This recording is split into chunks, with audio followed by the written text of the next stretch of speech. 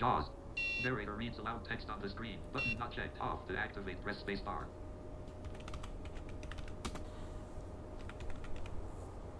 I've been blind for 23 years. I feel as though I was blessed and lucky that I saw Mickey Mouse. I saw a hawk on the wind over the Grand Canyon.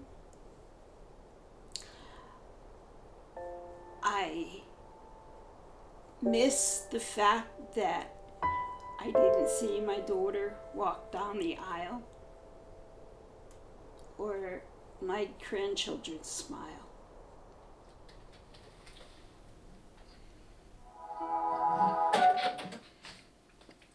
What I love about my crafting is that it lets me be creative, as I've done crafts all my life when I was sighted and now non-sighted. What I love about the embroidery is that the descriptions of the files give me in detail the colors and what's being embroidered with those colors. And it's also then very tactile for me to feel. I can't see it, but I can imagine it in my mind and then feel it. A week before Joyce was born, everybody in the house got the flu, and I couldn't even see her.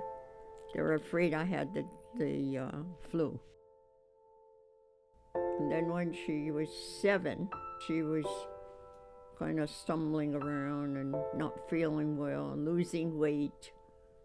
So we called the doctor, and that's when they discovered she was diabetic. I had lived all my years from the age of 7 of listening about diabetes could cause blindness. I in turn was used to being an underlying factor of diabetes. I had suffered 2 silent heart attacks. I never felt them.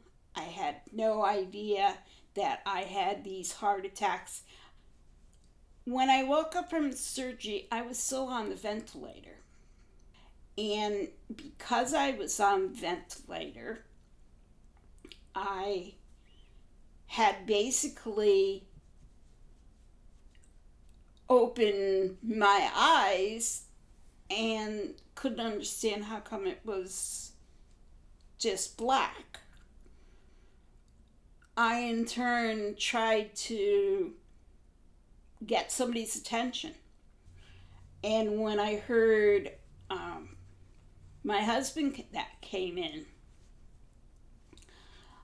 he came and see me. I was still on the ventilator. And I made a motion that I wanted to write. I took a sheet of papers and I wrote one letter at a time. And I wrote, I can not see.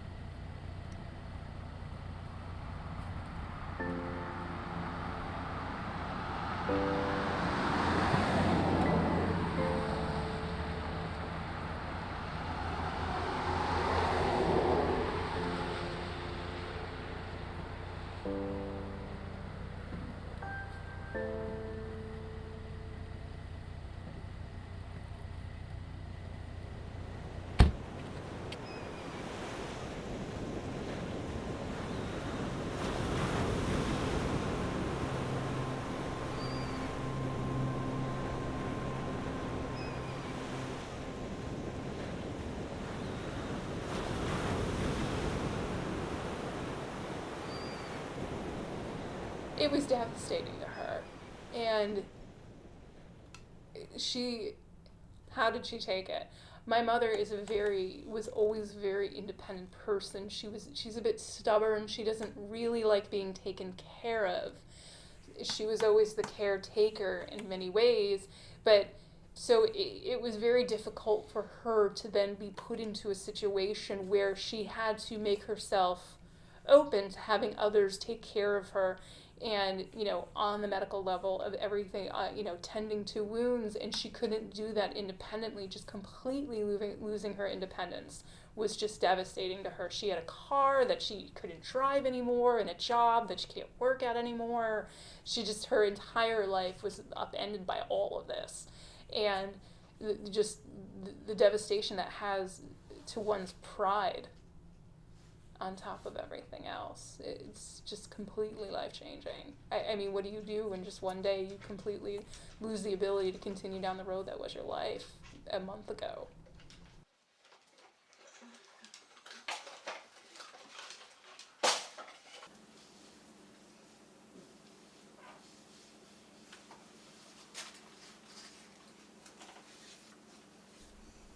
I want to say that I was very lucky that I had the computer experience prior to losing my sight.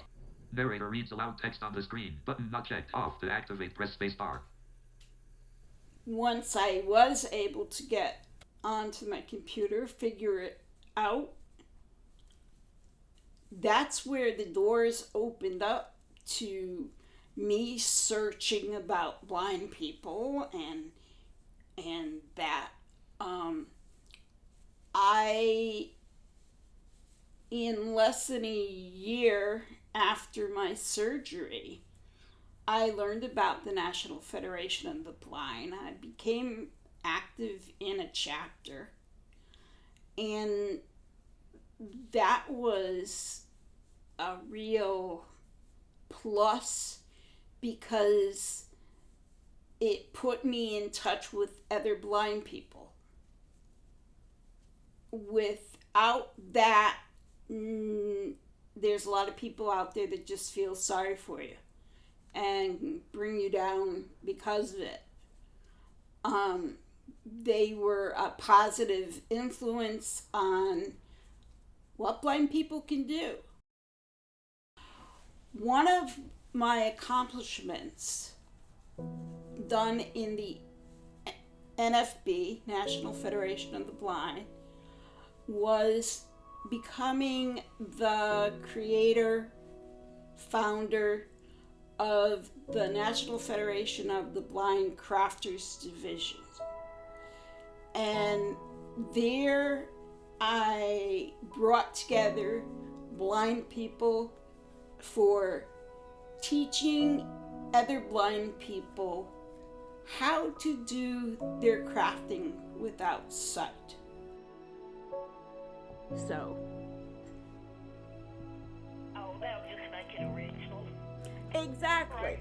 This whole thing is it isn't exactly considered a scrappy quilt because it's not just a bunch of scraps, but you're alternating back and She could have just said, I'm blind, stopped, done nothing, just went and, chilled out on the couch and did nothing for the rest of the years. But she just pushed through, and she's like, I'm going to try all of these things, and I'm going to keep trying things, and I'm going to push, and I'm going to get aid to do the things that I want to try out, and I'm just going to keep trying things, and nobody's going to tell me that I can't do it.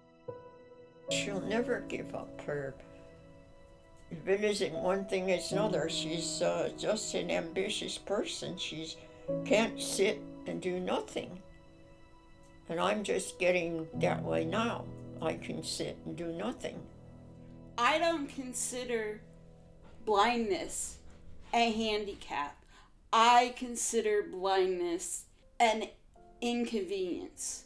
I can do the things I did before I went blind, and there's really no limits to accomplish what others do with sight.